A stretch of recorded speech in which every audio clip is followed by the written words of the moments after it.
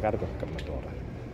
And of course, going to my medication, there's only one person working at the counter. All right. And they've been tending to this lady from the time I've been here.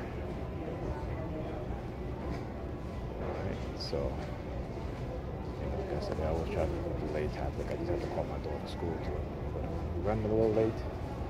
And they're like, well, we don't hold them. And, you just let them, we release them in the yard. And that's it. Yeah, lady. See, look at her eyes. Look at her eyes look down. Looking out of my crotch. Pay close attention to these people, right? They do these staring tactics, right? So, and she's looking at my phone. I was trying to insinuate. I should not even insinuate, but it's that sexual sort of harassment that they do, right? And they're very, very slick in how they do it. But we gotta be able to expose them.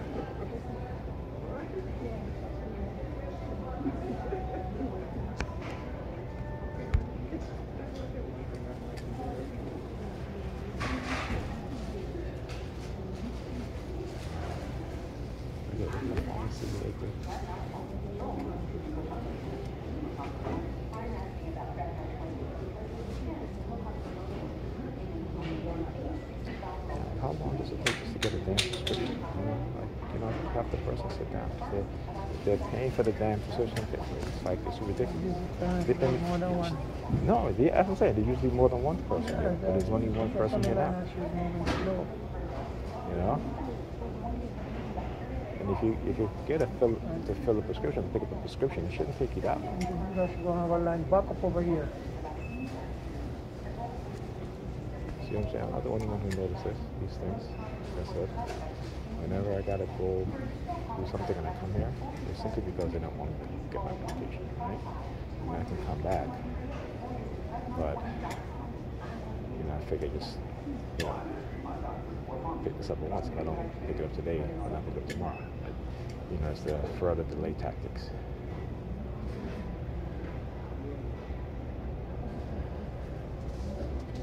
I can't really stay. Excuse me. Yeah, I can't stay because I'm going to be too late. So from the time I walk in here, there's this lady up here. It's really ridiculous. Excuse me. All right, so you see, I'm not the only one, right? As the guy next to me said, there's always two people there, right? All of a sudden today, as I talk about this stuff, that's why I love to expose these things. And so you guys can understand how they do these delay tactics, right? These manipulative tactics. Okay. Now, let's see how long a bus is going to come. You know what I'm saying? This is what they do, man. I'm so used to it right now. Like I said, every time they try to, whenever I gotta go pick up my medication, it's always a threat. Whenever I try to leave the house, it's always a threat. Because again, we're talking about negative coercive persuasion. You hear the ambulance now?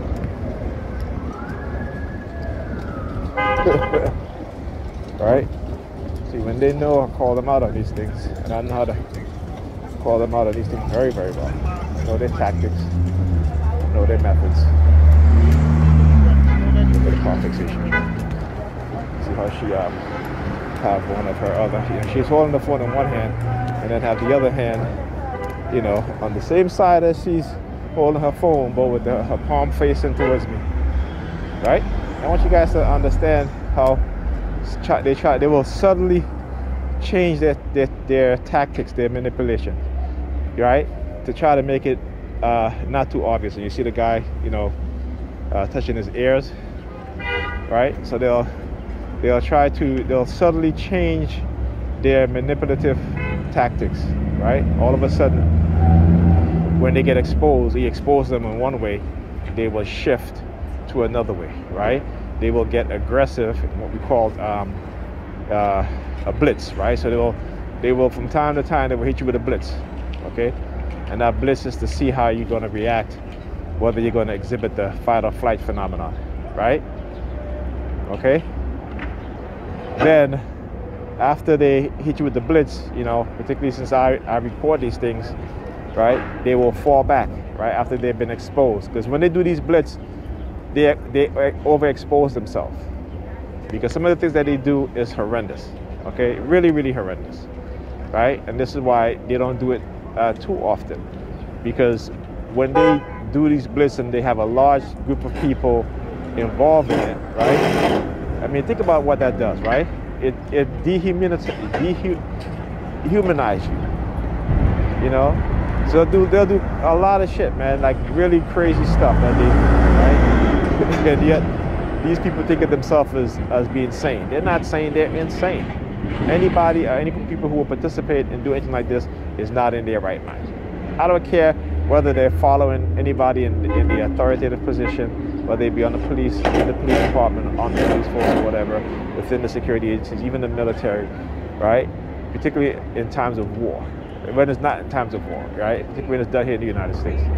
So because we know that the military, you know, in what they call their hearts and mind campaigns, they operate here in the United States too, right? And to instill a strong sense of patriotism within the American people, right? So yeah, so they are constantly, you know, doing this. And like I said, you know, these people think that they're attacking me, but they don't understand that they themselves are being attacked. They themselves are being manipulated, right? That those people who are in these positions, they're also training them, manipulating them, conditioning them, okay? And that's what they don't understand. So when they're thinking that, oh, it's just these TIs where we're doing this to, no, because when you look, particularly being a black person, you know, when you see black people participate in my targeting, but then you look as black people as a group, how we're targeted by the police, how we're targeted by, you know, these other groups of people, right?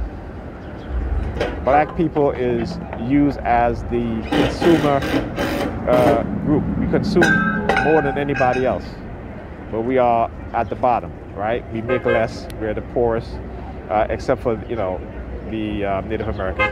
And then see this woman just walk past me, looked at my phone, and then looked at the car license plate, right? Okay, see the number 32 in there? So KUL 2532, right? But that's what they do. And again, it doesn't mean nothing. It's the $32 trillion I'm suing them for. As a matter of fact, it's going to be, I'm going to flip the number around, so it's going to be $32 trillion, $25 billion. Thank you. There you go. So anyhow, right? So when you look at black people as a group, right? And then you look at the psychology of how, for example, when people have been, people in cults, they see the NYPD rolling by. Yeah, I know, it's a traffic division. It doesn't matter. They know exactly what they do. So whether it be traffic division or just a regular NYPD car, they try to do the same thing. Right? Okay, so.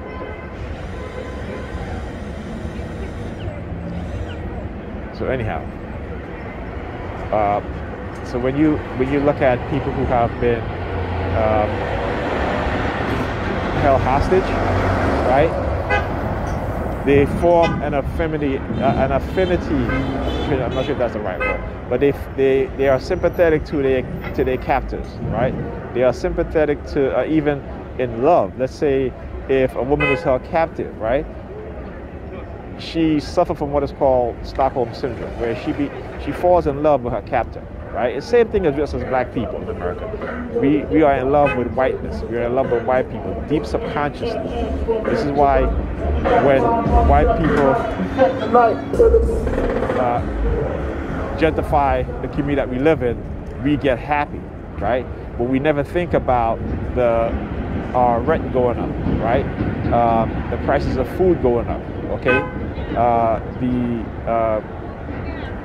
You start to see they're bringing businesses like Starbucks, they're bringing gyms, which they was not bringing in when predominantly black and brown people, or Latinx people, were living in that community predominantly, okay? But we get so happy. And then what happened? A year later, 2 years later, right? those black people who are very happy have to end up moving, because guess what? Their rent is being raised. Because now the landlords of these buildings are now doing renovation, right? Renovations that they wouldn't do when it was predominantly black people. They would do very little renovations, right? But when white people moving in, they do a complete renovation of the building, right? So they don't even think about that, right? So it goes to show you the delusion, right? How, again, they don't, as black people, we don't quite understand, especially European people, we don't quite understand the dynamics and the totality of white racism, right? What you would call white supremacy, but I don't, white people are not superior to us if they have to demonize us and hold us down within the society. Okay, they're not superior. These are people who are more afraid than superior. This is why they spend billions, trillions of dollars on developing weapons of mass destruction, developing technology of control, right? Because there's nothing superior about them except for their propensity for evil, to commit atrocities, and for control, right? So yeah, they're only superior in that way, right? So again, you have to understand these dynamics as a black person, but you can't expect it from the European people, because religion has got them totally indoctrinated to where they don't think straight, they can't see straight, they can't think, they don't even think, period. They just believe. And this is why the vast majority of Negro people are in the condition, because they don't think, they only believe. So there you go. Yeah. There you go. And they hate it, man. They hate it when I expose them, which is fine. Which is fine. You know, which is perfectly fine. Let them hate. Let them hate.